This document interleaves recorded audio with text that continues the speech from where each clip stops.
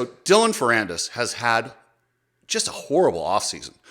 He was essentially blacklisted from Star, and You need people like me so you can point your fucking fingers and say, that's the bad guy.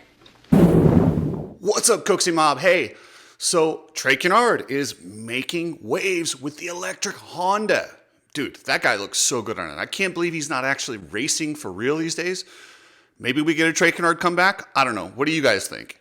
But I want to talk a little bit about the electric bike. I want to talk about Dylan Ferrandis and his inability to find a home. It's kind of a wild situation, but I'm going to go into all that, guys. Before we do that, check out Complete Racing Solutions. You guys know Coach Rob. Programs start at $22 a month. It's even lower if you commit to a year. And guess what? If you're not satisfied with your results, get your money back. Epic Garage Designs. Get yourself a showroom-looking floor for $17.95. Two-car garage, 400 square feet. Make your garage look badass. Ship anywhere. You can install it yourself. Not too big of a problem. All right, guys, let's get into this.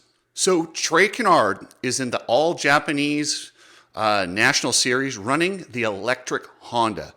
We all knew this is coming. Electric bikes, the Stark, the Alta. There's a lot of bikes that have been really kind of threatening to break open this market and come in kind of like how Four Strokes did back in the day. We had KTM and Husaberg and these guys dabbling, but when Yamaha got there, it sped the process up. The AMA totally blew it with the rules, and they made 450s competitive in the 250 class and 250s in the 125 class, and they essentially killed two strokes. Yes, that could absolutely happen with electric bikes because it's uncharted territory. We're not sure how much power, how long they last, what are the advantages, what are the disadvantages. There's so much we don't know about electric right now. So for that reason, yeah, we probably should have electric in its own class.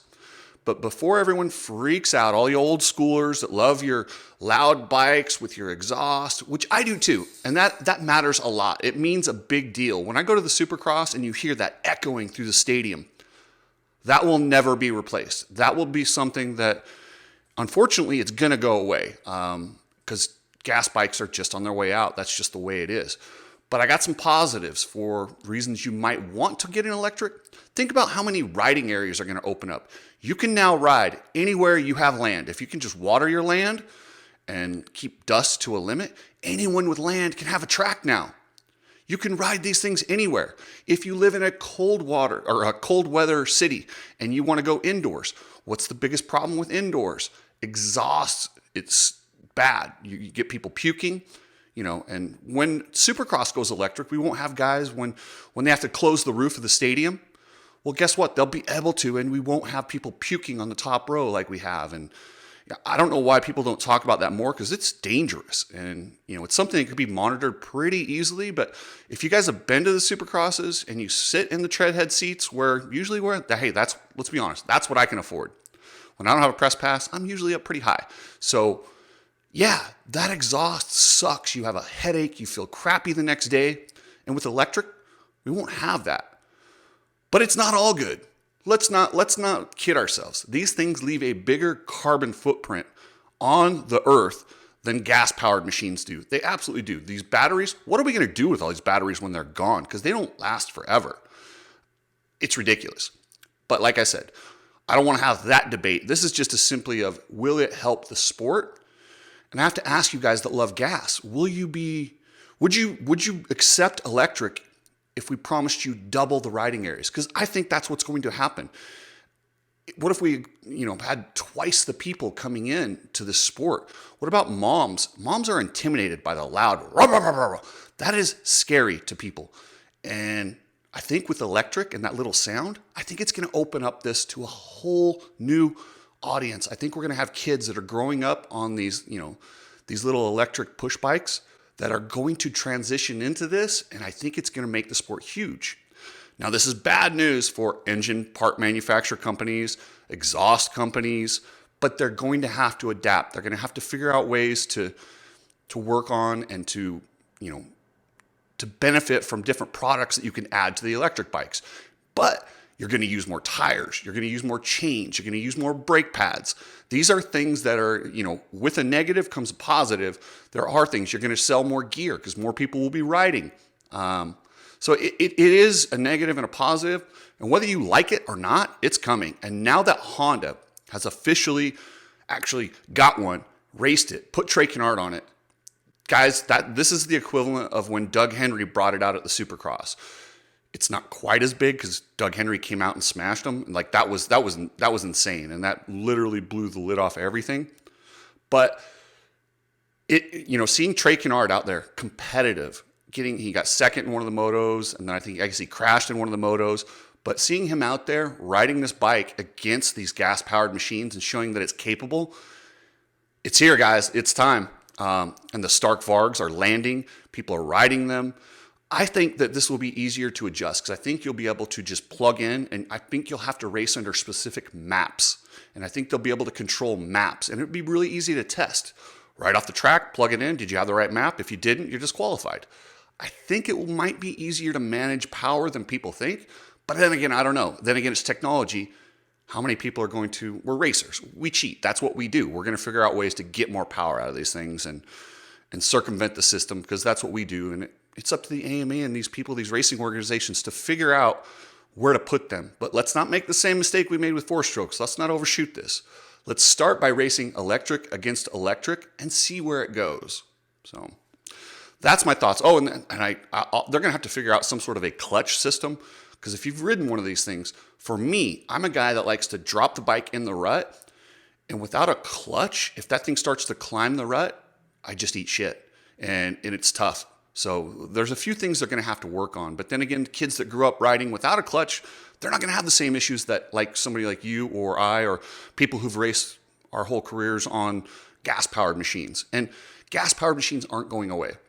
You're not going to get a electric machine to go cross-country. You're not going to get an electric desert bike. You're not going to be able to go ride 4 or 5 hours and just fill up at a random gas station.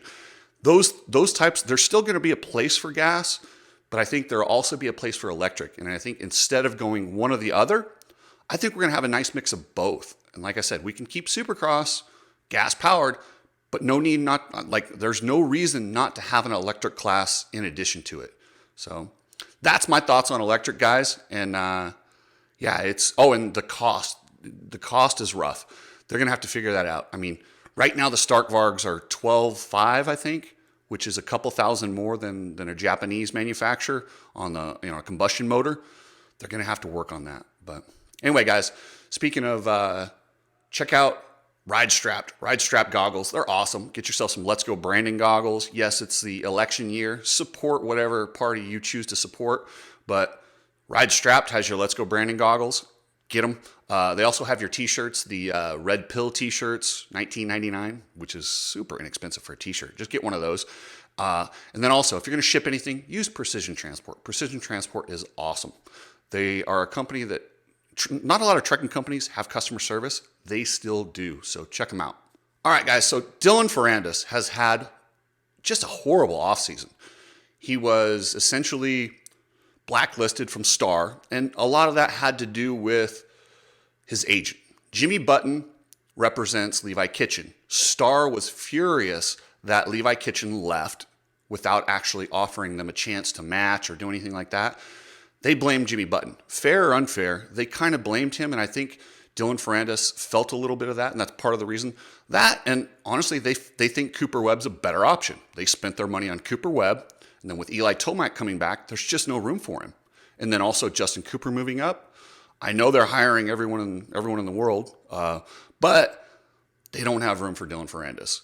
He had a deal with HEP. It was almost done. They were down to bonuses. That was the sticking point. It wasn't salary. It wasn't bike. It wasn't any of that stuff. It was title sponsor and bonuses. Dylan is a guy that makes a ton of money off podiums and top finishes, and those bonuses matter. They couldn't get it settled, and it just completely went sideways. They're working on some stuff with Phoenix Honda, but it's really complicated. I mean, you're talking about kind of trying to make up a lot of money. Like, he's a guy that commands a lot of money. A guy that can finish top 3 in the 450 class demands a lot of attention, a lot of money, and they're used to getting a certain amount of bonuses because guess what? The series doesn't pay other than Supermoto, which that's pretty cool. And if they had more of that, it wouldn't. Think about that. If the whole series paid like Supermoto does, and they absolutely could, it's just because these guys are a little bit greedy. Dylan Ferrandis probably would have already signed with a team and not been so worried about getting these factory bonuses, because that's how guys really make money, is their manufacturer bonuses, not the purse money. And that's a big issue. So when you guys hear me complaining about, rider opportunities and stuff like that, and rider pay, it matters for these bigger guys too. It absolutely does, because they don't get rich from the series. They get rich from bonuses, and that's the key. And those bonuses are expensive. I don't know how Phoenix Honda is going to come up with these bonuses. It's really complicated because Honda is tapped out. With the winning that Jet and Hunter have done last year, their bonuses have already cut into the 2024 budget. That costs a lot of money, and they're not as easily insured as they used to be. These insurance companies have figured out, hey, this is a losing bet. We need to up this, and so it's not quite as simple as it used to be. But hopefully Dylan lands with either Phoenix Honda. Actually, I would be more excited to see him on Phoenix Honda than I would on the Hep Suzuki, just because I think it's a better bike. And I think it would be cool to see a team like Phoenix Honda get up there and have some of these big results. Hep has already got up there. They've been in the mix with Ken Roczen, but Phoenix Honda hasn't. They haven't been in a 450 podium. They haven't had a contender. So I hope they get him, and I hope it goes through. And remember, guys, if you're buying, selling, or leasing a house, please hit me up. Hit me up at chriscookseymedia@gmail.com.